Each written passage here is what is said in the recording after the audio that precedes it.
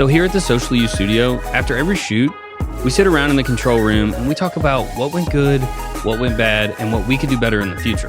And we realized that we should probably record these things so we can actually remember what we said. And then we realized that this could possibly be good content for the people who view our channel. So come along with us as we learn, grow, and fail, and maybe you can learn something as we learn too. Welcome to the Debrief.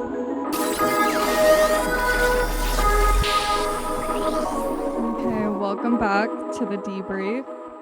Today we're going to talk about the Coulson Center. I think we're going to start out with Stephen Wilson. He was here yesterday. We did 2 days, yesterday and today, and then this week in total we've done 4 days. So we set up yesterday we set up Wednesday after Ishigabla got done. She got done early around, I think maybe 3, and then we immediately set up for Thursday for the Coulson Center. So we were able to get all of that set and ready to go by like 5 p.m. on Wednesday, which I will say, like, us a year ago, we would have never been able to do we did 4 different sets in 4 days. Us a year ago, we would have never been able to do 4 different sets in 4 days and be out by like 5 o'clock. Yeah. We would have been here until midnight, if not later. Or we wouldn't have even booked 4 days in a week in general, because we would have had to block out days to set up for the clients that were going to come in. And so I think that this week was a major accomplishment, because I don't know if we've ever done 4 days of filming with 4 different sets. It was going to be just 3, but Ishik did a different set her second day. So honestly, kudos to us. Yay. Because that was a major accomplishment and we've never done that before. So a little milestone this week. And I think all of us were kind of dreading this week a little bit because we didn't know how chaotic it was going to be, but everybody finished their filming early and we were able to set up and we knocked it out and everybody was super happy. But anyways. Yeah. Even today we're filming at this video at 3:30 on a Friday, because we're already finished with today's filming as well. So somehow what would seem like in the past, one of historically our busiest, like we would have been like, well, we're not sleeping much this week, has turned into like, oh, it's just easy. Yeah. Let's relax and hang out. We had 3 really prepared clients too that finished mid-afternoon. So they just were like machines. Yeah. And February has been kind of a crazy month in general. So we're ending the month. And this week was really, honestly, it was going to be a little scary in the beginning, but the week ended up being honestly pretty seamless. Yeah. Compared to us a year ago. So I think that's amazing. But anyways, back to the client that came in yesterday, Stephen Wilson, a part of the Coulson Center. He came in around 9, and I think Andre started keying him when he was out of makeup and whatnot. Sure. Yeah. So let's jump into it. So earlier this week we were doing a Unreal virtual set. Everything in the set is just built in Unreal. The next 2 days, Thursday and Friday of this week, we've done plates. So I'm actually airplaying Morgan the plate. So this is the classroom that we went and shot a plate in. One of the things we are doing here when we're using plates is we're shooting with the same cameras and the same lenses at the same focal length, all of that on it. So once that's in place, we've got that set up where we had the plates. We brought the plates in, but it just didn't look good. It's kind of flat. It's very bright. And this worked really great with another client we used the same plate for. But with Stefan, this just didn't feel master classy. It just felt very bright. And there's debate whether that world map being crooked is more authentic and makes it awesome, or for OCD people makes it really annoying. So I'll quit airplaying, but so Jay, why don't you airplay the Final Cut and we'll show where it's going now. Mm-hmm. So as Jay's pulling that up, what we decided to do, we're playing these clips back through OBS. So we applied a gradient, like a dark gradient on top of it. And so once we put that gradient on, we were able to kind of create a much darker, more richer looking image. Here we go, maybe. So here you can see kind of a final product. Just pause it if you wouldn't mind. So here you can see, went for a much darker image, really richening it up. We already had light coming from the windows on that side. So, but that took a little time to figure out, like, how dark should this be? What should this look like? How do we make this look really rich? And when you see that other image, it's so bright that it feels a little like we're probably doing it wrong, making it this dark. But now just seeing it again, I'm like, oh yes, that's the right way to do it. We got a nice shadow side. So we're doing a lot more now with shadow side and bright side. Last thing I'll say about this, when it comes to keying, a lot of people are not doing much of a shadow side. They're just kind of flatly lighting the subject. That's not the look we want to have. And so the short answer is, the way we're handling having a shadow side is we're still giving just a little bit of light on that shadow side so that it'll knock it down any green spill. And you can see there's really no green spill on this at all. Looks awesome. So yes, that's from a chroma key perspective, that's some of the things I was doing there to get that set up. For my perspective, all I can really say is that Stefan is a professional and he's extremely well-spoken. He is really good on the teleprompter, and I don't really have any extra notes to put from my perspective on this. I think it's more about switching from the Unreal to the plate background, which, by the way, Andre already mentioned that, but the Unreal background that we're referring to is actually the episode before this. So the one where we covered Ishikabla is literally the last debrief episode. Episode 3. Episode 3. So we went from that stage to this, and it is cool. And the difference really is that this is it isn't real because it's a plate, but it is a real filmed background. So when you did do the gradient of color, match that with the proper lighting, it felt extremely real. And I think it turned out with a really good product.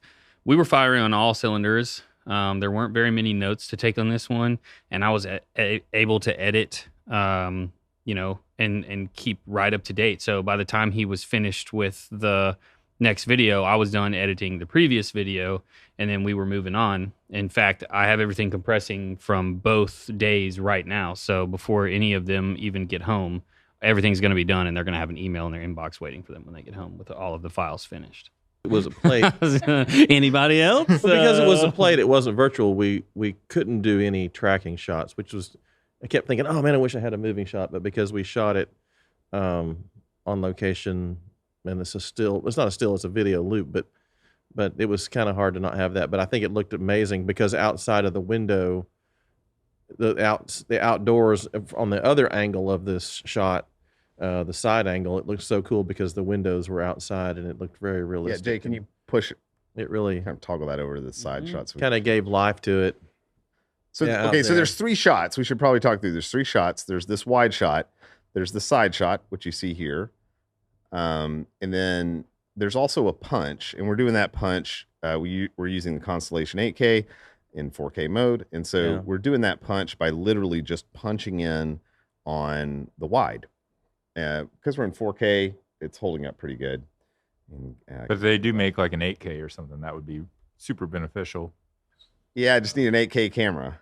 Yeah, and then just having some way to sample that would be critical to be able to do like a zoom or whatever and not have to lose resolution, which we just got the new cameras on order. So maybe the 6K cameras will really help with that. Yeah, Blackmagic yesterday just announced new 6K studio cameras. We went for those because they are EF mount, and we're about to do some other things with lenses instead of micro four thirds. So a little bigger sensor. I'm hoping it has a little less noise. The less noise, the better it's going to key. And we're hoping not going through that speed booster.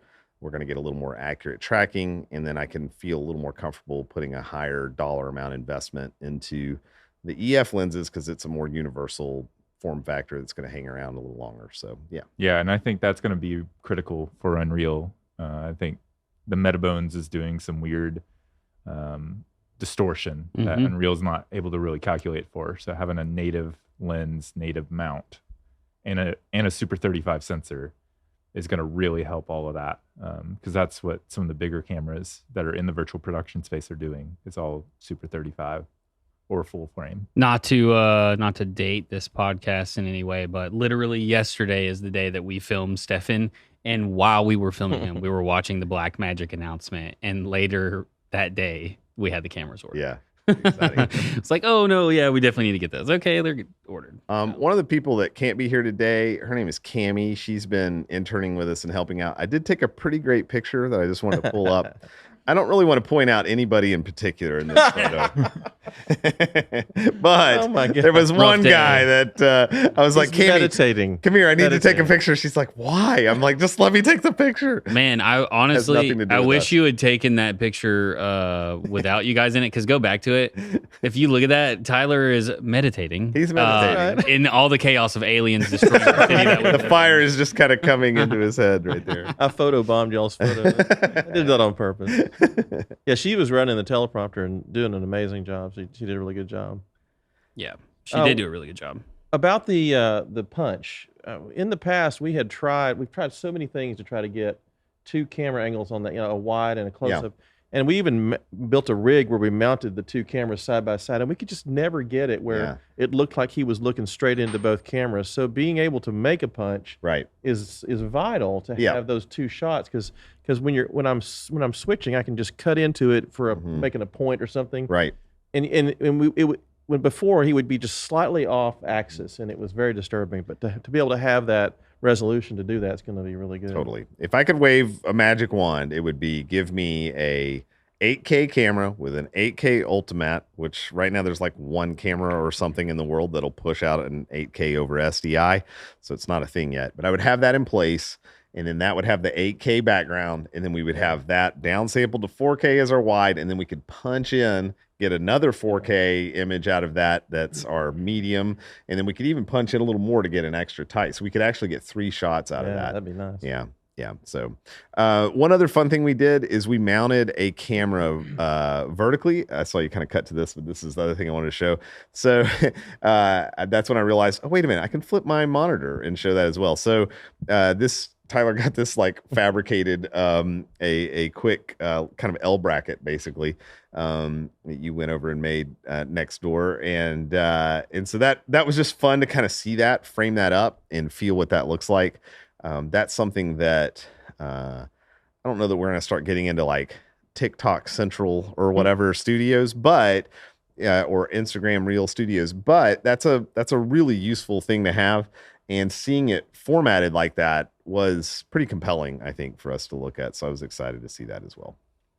That was the first time we ever had mounted anything vertically. And I do think, like, if you look at our Instagram, we do make reels, and, to bend the knee to the social media, we do it in vertical. So I think it will help, because I've been cropping in, and what that doesn't allow you to do, because we're framing for 16:9, we can't frame in the middle of the screen to be able to crop in for the vertical setup. So what we'll be able to do with this now is frame something properly so that we can get all the things into the shot that we want without having to compromise the actual videos that we're taking for the clients that are in here. Totally. And if you go back over to Apple TV, you can see there's the little bracket. So what'd you do? You just bent? What'd you do? Yeah. So thankfully we have a machine shop next door. And so I just ran over there. You texted, you're like, hey, what if we could do this? And I was like, oh, I think we could. So I ran over there, and they had a piece of scrap metal, and then I bent it on the machine. They showed me how to do that before, and drilled the holes and found the right connectors. And suddenly we've got a vertical 4K. That's awesome. And I kept looking at the shot, and I'm thinking, man, it looks so good in that vertical format. I know it's not the way everybody's supposed to go in the film world, but man, it just kept looking so nice. Yeah, it was fun. I think it forces you to frame it correctly. And I was asking you, I'm like, are you sure the camera's not gonna like spin down? Because it's just this one. Yeah. This was like a fast job. It was like I mentioned like it sure would be cool if that could happen, and then like I don't know, 20 minutes later it existed. It literally took like 20 minutes to make that. Obviously, we know they sell plates that do this. We just haven't gone in to buy that. But yeah, so you're like, no, I've cranked, like because you're using those screws. Yeah, and it's 1/4 inch steel, and it's not going to bend or swivel or anything. So that's kind of fun. I guess. I hate vertical video. Let the record show. But I will say this. The other thing that's super ironic about this is I just sent Jay a video that I found on YouTube where the guy's like, never film in vertical, always film horizontal, and then you can just crop it in. Because we've been trying to figure out, like, do we shoot this in vertical and then also shoot this in horizontal?